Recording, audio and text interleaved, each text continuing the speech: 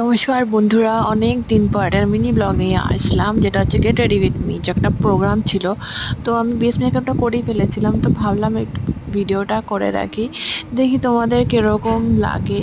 তোমাদের যদি ভালো লেগে থাকে এরকম আরও সুন্দর সুন্দর মেকআপ রিলেটেড ভিডিও। আমি একটা প্রো, আমি মেকআপ আর্টিস্টও না, বাট স্টিল আমি কীরকমভাবে মেকআপ করি শর্টে আর কী ইউজ করি সেইগুলো রিলেটেড ভিডিও আমি তোমাদের জন্য তাহলে আনবো।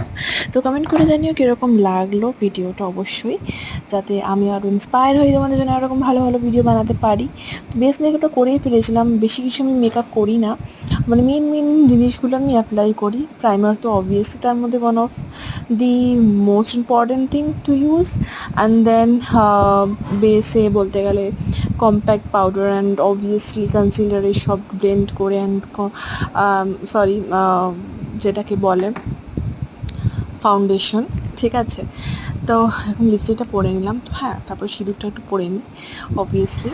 তো তারপরে আজকে কি অর্নামেন্টটা পরছি, জুয়েলারি নতুন খুললাম, গিফটে পেয়েছিলাম, তো সেটা তোমাদের সাথে দেখাবো, আর ফাইনাল লুকটা অবভিয়াসলি দেখাবো। তোমরা দেখতে থাকো, সঙ্গে থেকো। তো এটাই হচ্ছে জুয়েলারি সেট আপটা, তোমাদেরকে দেখাচ্ছি। এই দেখো, খুব সুন্দর একটা গিফট পেয়েছিলাম, জানি না কে দিয়েছিল, বিয়েতে গিফট দিয়েছিল। তো এটাই আজকে পরবো, তো চলো পরে নিই।